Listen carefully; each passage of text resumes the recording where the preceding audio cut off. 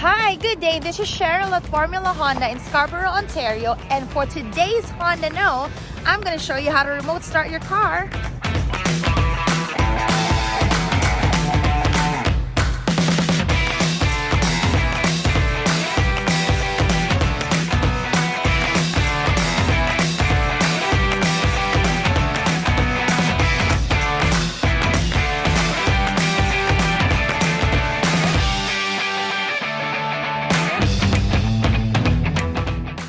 Make sure that all doors are locked, including the hood and trunk, and hold the remote start button for 3 seconds.